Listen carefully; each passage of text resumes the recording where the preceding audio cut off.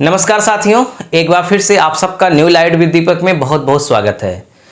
साथियों, आज का वीडियो बहुत महत्वपूर्ण है क्योंकि आज हम विज्ञान की वो बात बताने जा रहे हैं जो प्रायः हम और आप देखते हैं, एकदम व्यवहारिक जीवन में देखते हैं और उससे हो सकता है कि नुकसान भी भुगते हों, लेकिन हम उसका वैज्ञानिक कारण नहीं जानते कि आखिर क्या कारण है कि ऐसा हो जाता है। जैसे कि जब बहुत तेज आंधी आती है तो घर की छप्पर यानी कि जो टीन से छत बनाई जाती है वो, या फिर पुराने ज़माने में जो घास फूस की बनाई जाती थी वो जब तेज़ आंधी आती थी तो वो उड़ जाती थी। उसका कारण क्या था?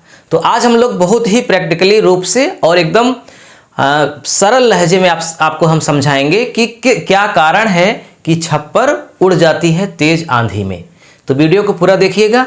साथ में मैं आपको इसके बाद एक और बात बताऊंगा कि जब बहुत तेज़ी से ट्रेन गुजरती है और आप बगल में खड़े हों तो आपको ऐसा महसूस होता है कि हम ट्रेन की ओर झुके जा रहे हैं, या फिर कूड़े करकट जो होते हैं जब ट्रेन आती है तो उसकी ओर भागने लगते हैं। तो ये क्या कारण है? दोनों का एक ही कारण है। तो हम लोग अच्छे से कारण को समझेंगे, क्योंकि जब हम समझ लेंगे तो हो सकता है कि भविष्य में इस नुकसान से बच जाएं और लोगों को बचा सके। देखिए, विज्ञान में एक शब्द यूज होता है बारनौली। ये बारनौली एक वैज्ञानिक का नाम था और उन्हीं ने इसकी खोज किया और इसीलिए इन्होंने जो बताया उसको कहा गया बारनौली का प्रमेय या बारनौली सिद्धांत। यानी उन्होंने जो इस पर बता दिया उन्हीं के नाम से ही इसको कहा जाने लगा। तो बारनौली का प्रमेय बोलते हैं। और ये है क्या, इसको हम लोग अच्छे से देखते हैं। देखिए, इन्होंने ये बताया कि जब हम पृथ्वी पर हैं तो पृथ्वी पर एक वायुमंडल का घेरा है। जैसे मान लीजिए कि ये हमारी पृथ्वी है, तो इस पृथ्वी पर पृथ्वी के चारों ओर से वायुमंडल है। ये वायु है चारों ओर से। इसका मतलब कि अगर हम यहाँ पर हैं या कोई भी वस्तु पृथ्वी पर यहाँ पर है तो उसके ऊपर वायु का एक दाब है। चूंकि पृथ्वी के चारों ओर वायुमंडल है, यानी हवाओं का समूह जिसमें ऑक्सीजन, नाइट्रोजन, कार्बन डाइऑक्साइड, बहुत सारी गैसें हैं, तो कोई भी वस्तु जिसका द्रव्यमान होता है उसमें वजन भी होता है और वजन गुरुत्वाकर्षण शक्ति के कारण होता है। तो इसका मतलब जो वायु का घेरा है उसका इस पृथ्वी पर दाब लगता है। जैसे हम अपने सर के ऊपर कोई वस्तु रख लें तो उसका एक दाब हमको महसूस होता है, ठीक उसी तरह का दाब वायु का भी है, लेकिन हमको महसूस नहीं होता। कारण इसका क्या है? कारण इसका यह है कि हम जब पैदा हुए तब से लेकर के एक समान वायु दाब है, हल्का सा कभी ज़्यादा कभी कम, लेकिन हमको महसूस नहीं होता। कभी अगर ऐसा हो कि जो आज हमारे ऊपर वायु दाब है चारों ओर से, अगर वो अचानक हट जाए तब हमको महसूस होगा कि कुछ परिवर्तन हुआ है हमारे शरीर पर, और फिर वायु दाब आए तब हम अनुमान लगा सकते हैं। लेकिन जो चीज़ कॉन्टिन्यूअस हो हम कभी उसका अनुमान नहीं लगा सकते, ठीक है, जिसमें बदलाव ही ना हो। तो वायु का एक दाब है और ये दाब कितना है? तो इन्होंने ये बताया कि अगर एक वर्ग इंच मतलब 1 इंच लंबा 1 इंच चौड़ा अगर कोई पृथ्वी पर स्थान है तो उस पर 6.3 किलोग्राम का भार लगता है। कितना? 6.3 किलोग्राम का भार 1 इंच लंबा और 1 इंच चौड़ा यानी कि 1 वर्ग इंच के पृथ्वी के क्षेत्र पर सामान्यतः लगता है। जहां तक वायुमंडल है वहां से पूरा इसको जोड़ करके रखा गया है। यह वायुदाब कहीं ज्यादा भी होता है, कहीं कम भी। औसत 6.3 रखा गया है किलोग्राम। इसका मतलब कि हमारे सर के ऊपर अगर 1 वर्ग इंच लंबा 1 वर्ग इंच चौड़ा स्थान निकाला जाए तो उस पर लगभग 6.5 किलोग्राम का वजन है। अब कभी कभी वायुदाब कम होता है। जब वायुदाब कम होता है तो क्या होता है कि आंधी आती है, और जब वायुदाब ज़्यादा होता है तो मौसम साफ होता है। इसकी जांच बैरोमीटर से होती है, यानी कि वायु दाब बैरोमीटर से नापा जाता है। तो पहले हम इसको समझ लेते हैं कि बैरोमीटर क्या है, तब हम इसको अच्छे से समझ पाएंगे। तो देखिए, बैरोमीटर अंग्रेजी का नाम है बैरोमीटर। इसी को हिंदी में आप लिख सकते हैं वायु दाब मापी यंत्र, यानी कि वायु के दाब को नापने वाला यंत्र क्या है, बैरोमीटर। ये बैरोमीटर होता क्या है, इस तरह का इसका आकार होता है लगभग, और इसके अंदर पानी, पारा या फिर हवा भरी रहती है।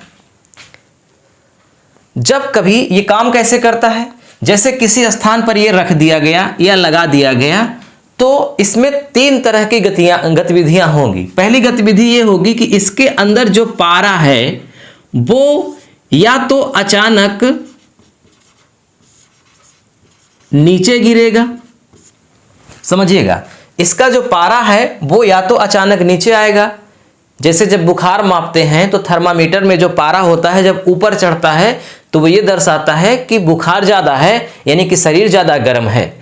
उसी तरह से जब ये पारा इसमें नीचे आता है तो इसका मतलब कि वहाँ पर वायु दाब एकदम घट गया है, और जब एकदम वायु दाब घट गया है तो ये अनुमान लगाया जाता है कि अब उस स्थान पर तुरंत बहुत तेजी से आंधी आने वाली है।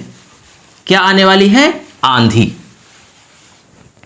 यानी कि आप समझिए, जो प्रतियोगी छात्र हैं वो विशेष ध्यान देंगे कि जब बैरोमीटर में पारा नीचे गिरता है अचानक, तो इसका मतलब वहां बहुत तेज तूफान आएगा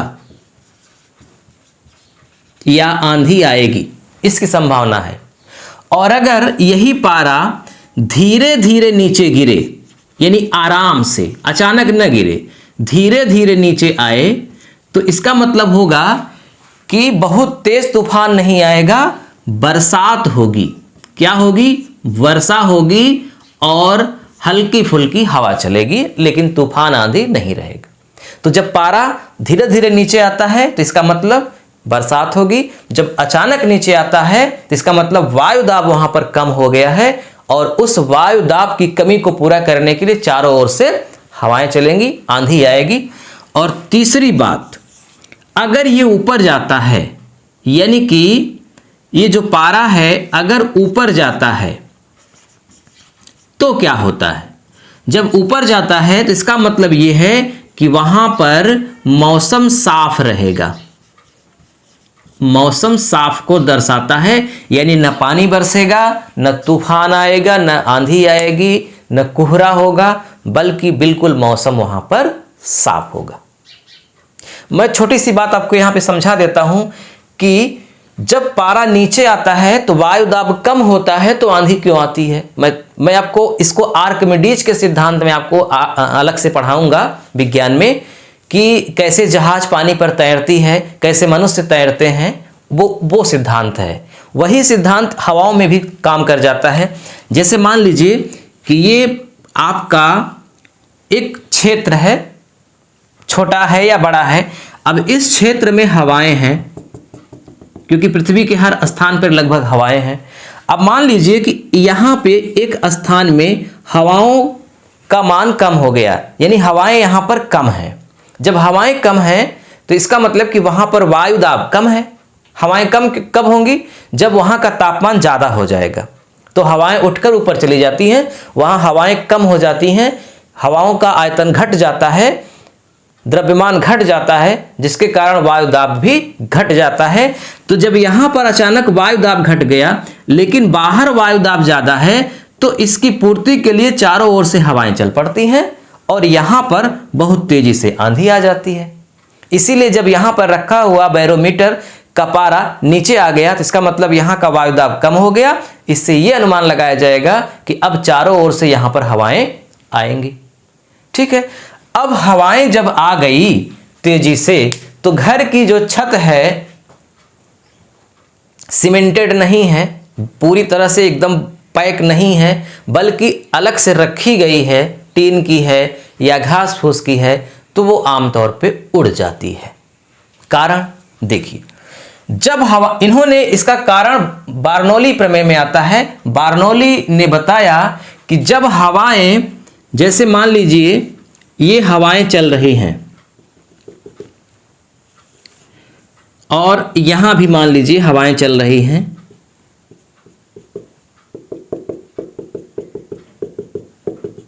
आसपास ही दो स्थान है, एकदम सटा हुआ ही दो स्थान है, और यहां पर हवाएं बहुत तेजी से चल रही हैं और यहां पर हवाएं धीमी चल रही हैं।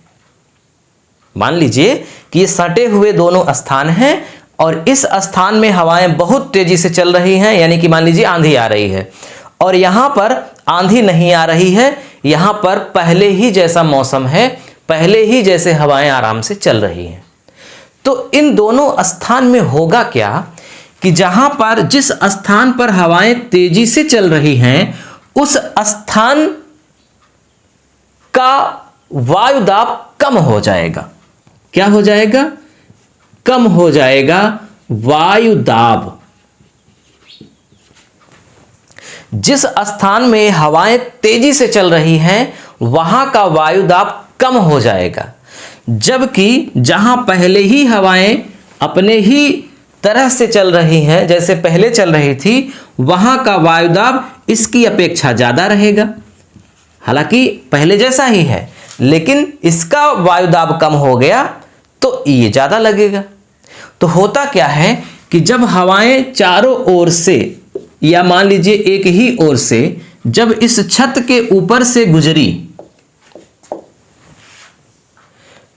तो यहां पे बगल में दीवार है, ये हवाएं इस दीवार से टकराकर लौट जाएंगी या बगल से गुजर जाएंगी, लेकिन घर के अंदर नहीं जाएंगी क्योंकि दीवार है, और छत के ऊपर से ये हवाएं गुजरेंगी। इसका मतलब कि जब ये हवाएं छत के ऊपर से गुजरेंगी तो छत के ऊपर हवाओं की चाल बहुत ज्यादा है, लेकिन छत के नीचे हवाएं जा ही नहीं पा रही हैं, तो वहां पर हवाएं पहले जैसी ही हैं, एकदम स्थिर कह सकते हैं आप। जब आंधी नहीं आ रही थी तब भी घर के अंदर हवाएं बिल्कुल स्थिर थी लगभग, जब आंधी आई तब भी घर के अंदर हवाएं एकदम स्थिर हैं, क्योंकि अंदर तो जा ही नहीं पा रही हैं हवाएं। तो हवाएं यानी कि तूफान छत के ऊपर से गुजर रहा है, इसका मतलब कि इस छत के ऊपर का वायुदाब कम हो जाएगा। जैसे ही इस छत के ऊपर का वायुदाब कम होगा और अंदर का वायुदाब पहले ही जैसा है, तो इसका मतलब कि नीचे वायुदाब ज्यादा है और ऊपर वायुदाब कम है। तो जहां ज्यादा होता है वो जाहिर सी बात है कम की ओर ठेलता है, यानी नीचे की हवा ऊपर इस छत को उठाने की कोशिश करेगी, और इस कोशिश में अगर नीचे का वायुदाब सेम ही रहा लेकिन ऊपर वायुदाब बहुत कम हो गया आंधी के कारण, तो ये छत उठ जाएगी। आंधी के पहले दोनों जगह वायुदाब सेम था, छत के नीचे भी बराबर था, छत के ऊपर भी, इसलिए उसमें कोई फर्क नहीं था। लेकिन जब आंधी आई तो ऊपर का वायुदाब कम हो गया, नीचे का वायुदाब ज्यादा हो गया, जिसके कारण छत टीन की उठ गई, और जैसे ही उठी, चूंकि हवाएं चल ही रही थी, तो उसकी रफ्तार में वो आ गई, उसके बीच में वो आ गई और जाकर के काफी दूर गिर गई। तो ये कारण होता है छत का उड़ना, यानी ऊपर का वायुदाब कम हो जाता है, नीचे का पहले जैसा रहता है, और वायुदाब में भिन्नता आ जाती है, जिसके कारण छत उठ जाती है और वो आंधी में उड़ जाती है। तो ये तो हो गया कारण। अब इससे बचा कैसे जाए? तो इसको बचने का पहला तरीका तो लोगों के पास ये है कि इसको खूब जम के मतलब कस के इसको बांधा जाए, ताकि ये नीचे का वायुदाब अधिक हो भी तब भी ये इतना बंधा रहे कि उड़ ना पाए। ये हो सकता है, ठीक है, लेकिन इसको अगर आप सच में रोकना चाहते हैं कि ये ना उड़े तो क्या करिए, ये जो छत है ऐसी व्यवस्था करिए कि जब ये आंधी आए, जब तेज हवाएं चले, तो छत के ऊपर से भी जाएं और छत के नीचे से भी जाएं। नहीं समझ में आई बात? देखिए, जैसे मान लीजिए ये आपकी दीवार है और इसके ऊपर ये छत है। अब यहां पर आप इसको खाली कर दीजिए, यहां पर खाली कर दीजिए और जगह जगह आप इसको ऐसे टिका दीजिए। तो होगा क्या कि जब हवाएं ऊपर से चलेंगी तो चूंकि नीचे छत के जस्ट नीचे स्थान खाली है, हवाओं को क्रॉस करने के लिए स्थान खाली है, इधर से हवाएं घुसी और उधर से निकल गई। जब पूरा बंद रहेगा तो हवाएं अंदर बिल्कुल नहीं जा पाएंगी, केवल ऊपर से जाएंगी, जिसके कारण ये समस्या आएगी, छत उठेगी। लेकिन जब बराबर नीचे से भी हवाओं के गुजरने का स्थान होगा और उस तरफ से निकलने का स्थान होगा तो लगभग होगा क्या कि ऊपर से भी हवाएं जा रही हैं और नीचे से भी हवाएं जा रही हैं, तो छत के ऊपर और नीचे का वायुदाब लगभग बराबर रहेगा या थोड़ा बहुत अंतर आएगा, जिसके कारण यह छत नहीं उड़ेगी। इसीलिए आप ध्यान से देखे होंगे कभी कभी जब टीन की छत या सीमेंट की छत लगाई जाती है तो उसके नीचे स्थान थोड़े थोड़े खाली रखे जाते हैं जगह जगह पर और उधर भी, ताकि हवाएं क्रॉस हों। या फिर दूसरा तरीका यह है कि आप इसको एकदम जाम करवा दीजिए। तो यही कारण है इसका छत उड़ने का, बार्नौली प्रमेय के कारण, वायुदाब कम और अधिक के कारण। अब आते हैं अपने दूसरे पॉइंट पे कि जब ट्रेन आ रही होती है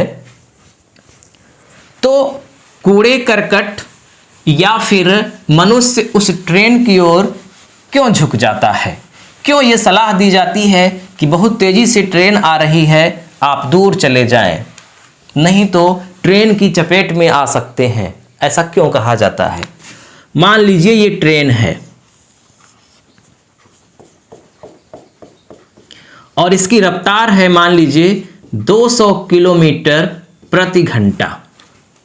मान लीजिए 200 किलोमीटर प्रति घंटा है। अब जब ये ट्रेन आई, ये पटरी है,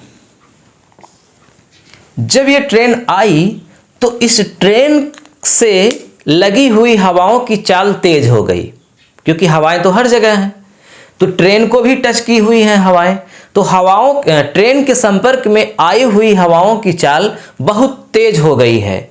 तो इस ट्रेन के साथ जो हवाएं हैं उनकी भी चाल इस ट्रेन के बराबर हो गई है, लेकिन बाहर जो कुछ दूर पर 1 मीटर या 2 मीटर की दूरी पर जो वायु है वो ट्रेन की संपर्क में नहीं आई है, तो उसकी चाल पहले जैसी ही है या स्थिर है मान लीजिए। तो जब ट्रेन के संपर्क में आई हुई हवाओं की चाल तेज हो गई और ट्रेन से दूर हवाओं की चाल अभी भी पहले जैसी ही है, तो होगा क्या कि दोनों स्थान में वायुदाब का अंतर आ जाएगा। ट्रेन से सटी हुई जो हवाएं हैं, जो स्थान है, वहां का वायुदाब कम हो जाएगा क्योंकि वहां हवाएं तेजी से चल रही हैं, जबकि उसके बाहर का वायुदाब पहले जैसा ही रहेगा। तो उधर ट्रेन की तरफ वायुदाब कम, इधर ज्यादा, तो कोई भी वस्तु ट्रेन की ओर झुक जाएगी क्योंकि इधर वायुदाब ज्यादा है, वो उसको कम की ओर ठेल देगा और व्यक्ति उसकी ओर झुक जाएगा। कभी आपने प्रैक्टिकल किया होगा ट्रेन में, मान लीजिए ट्रेन का ये 1 नंबर का डिब्बा है, 5 नंबर का डिब्बा है। अब यहां पर एक व्यक्ति बैठा है खिड़की के पास, ट्रेन चल रही है, खिड़की के पास बैठा है किनारे और बाहर की ओर देख रहा है। यहां भी एक व्यक्ति बैठा हुआ है खिड़की की ओर, उसी साइड में, वो भी बाहर की ओर देख रहा है। प्रैक्टिकल किए होंगे आप, इसका अनुभव होगा। जैसे ही ये व्यक्ति बाहर मान लीजिए कुल्ला करता है कि नहीं, या थूक देता है, कुछ भी कर देता है, बाहर की ओर मान लीजिए ये पानी से कुल्ला कर देता है, तो इसने तो काफी दूर फेंका पानी मुंह से कम 1 मीटर या 2 मीटर दूर, तो 1 मीटर 2 मीटर दूर इसके बाहर भी गिरना चाहिए था। लेकिन होता क्या है कि जैसे ही ये कुल्ला किया, इसका पानी इसके खिड़की पर आ गया, यहां तक कि इसके शरीर पर आ गया, जबकि इसने इसके शरीर के लिए नहीं फेंका था, इसने तो ट्रेन के 1-2 मीटर दूर फेंका। लेकिन चूंकि ट्रेन चल रही थी तो ट्रेन के संपर्क में आए हुए वायु की रफ्तार के कारण उस स्थान का वायुदाब कम हो गया, जबकि बाहर का वायुदाब ज्यादा था, तो वो पानी, मुंह से निकला हुआ पानी बाहर नहीं जा पाया क्योंकि उधर वायुदाब ज्यादा था और उस वायुदाब ने इसको रिवर्स ठेल दिया कम वायुदाब की ओर, और ये आकर स्वयं पीछे ट्रेन पर ही पड़ गया। इसका ये कारण है। अगर ये ट्रेन स्थिर रहे और ये कुल्ला करे तब इसको कोई दिक्कत नहीं है, और इसके अगल बगल भी बैठे लोगों में कोई दिक्कत नहीं है। ये जहां जितना दूर फेंकेगा वहां तक जाएगा, कोई दिक्कत नहीं है। तो ये दोनों का कारण बार्नौली प्रमेय है। मैं उम्मीद करता हूं कि आपको पूरी बात समझ में आ गई होगी जो हमने बताया है। फिर भी अगर आपको कोई डाउट्स है, कुछ क्लियर नहीं हुआ है, कुछ पॉइंट मिस हो गया है, तो आप कमेंट बॉक्स में लिख करके हमसे पूछ सकते हैं। मैं आपको थोड़ी सी अतिरिक्त जानकारी भी दे दूं। जैसे मान लीजिए ये नदी है, इसका भी आपको प्रैक्टिकल अनुभव हुआ होगा। ये नदी है। अब इस नदी में पानी की जो चाल है वो अलग अलग होती है। बीच में बहुत तेज होती है चाल और किनारे कम होती है। सही बात है ना? नदी में पानी की चाल एक बराबर नहीं होती हर जगह। बीच में जो मेन धारा होती है वो बहुत तेज होती है और किनारे भी बहुत कम होती है। अब एक व्यक्ति यहां किनारे स्नान कर रहा है। स्नान करते करते करते करते वो चला गया काफी दूर तक। हालांकि मान लीजिए उसके गर्दन तक ही पानी है यहां, लेकिन वो यहां तक चला गया और मुख्य धारा में आ गया, यहां पे आ गया। और ये व्यक्ति मान लीजिए तैरना नहीं जानता, बिल्कुल तैरना नहीं जानता, एकदम शून्य है, और यहां गर्दन तक पानी है और ये मुख्य धारा में आ गया। तो आप खुद जानते होंगे कि 100% अगर इसको कोई बचाने नहीं आएगा तो ये लौट नहीं सकता। ये इस धारा के साथ बह जाएगा और डूब जाएगा।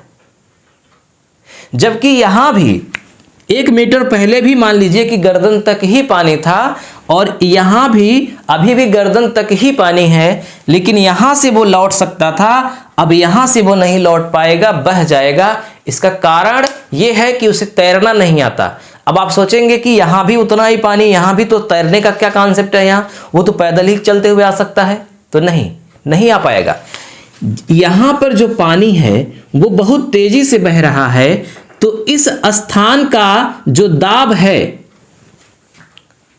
वायु में वायु दाब है, हवा का दाब है, पानी में पानी का दाब है। यहां पर जो पानी तेजी से बह रहा है तो यहां पर प्रेशर यानी कि दाब कम है, और यहां पर धीरे पानी बह रहा है तो यहां का दाब ज्यादा है। ठीक है। अब जब यहां का दाब ज्यादा है, यहां का दाब कम है, तो जब यहां पर ये पहुंच गया व्यक्ति, तो ये वाला दाब ज्यादा है, ये कम है, तो काफी संभावना ये है कि अब वो व्यक्ति इधर आ ही नहीं पाएगा।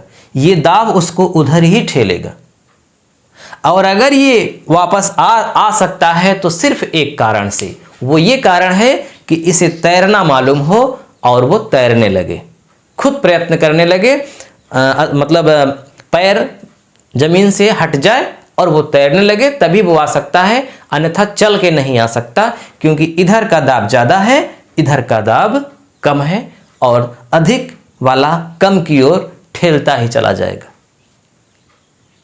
तो ये तीनों कारण बार्नौली प्रमेय ने सुझाए, और इन्होंने कहा कि जब हवाएं जिस स्थान पे गतिशील होती हैं वहां का प्रेशर कम होता है, जहां गतिशील कम होती हैं वहां ज्यादा होता है। यही सिद्धांत जहाज में भी काम करता है। जहाज कैसे उड़ती हैं? उनके पंखों की डिजाइन ऐसी होती है कि उनके पंखों के ऊपर से जो हवा गुजरती है वो हवा की चाल तेज हो जाती है, लेकिन पंखों के नीचे जो हवा रहती है उसकी चाल धीमी रहती है। तो चाल में अंतर आ जाने के कारण ऊपर का वायुदाब कम हो जाता है, नीचे का वायुदाब ज्यादा हो जाता है, और वो नीचे वाला वायुदाब जहाज को ऊपर उठाए रखता है। इसी सिद्धांत पर जहाजें भी उड़ती हैं। बाकी उसमें और फैक्टर काम करते हैं, कभी अलग से चर्चा उस पर होगी। तो आज मुख्य बिंदु यही था कि छत क्यों उड़ जाती है तेज हवाओं में, क्यों व्यक्ति ट्रेन की ओर झुक जाता है। तो वीडियो देखने के लिए आपका बहुत बहुत धन्यवाद। वीडियो कैसा लगा कमेंट करके हमको जरूर बताइएगा, और आप किस टॉपिक पर वीडियो चाहते हैं, क्या चाहते हैं कि हम आपको बताएं, बिल्कुल कमेंट बॉक्स में लिखिएगा निसंकोच। पहली बार देख रहे हैं चैनल को सब्सक्राइब कर लीजिए, घंटी भी चालू कर लीजिए, ताकि जैसे ही कोई नया वीडियो हम अपलोड करें वो आपके पास पहुंचे, आप देखें, जागरूक हों, लोगों को जागरूक करें। बहुत बहुत धन्यवाद।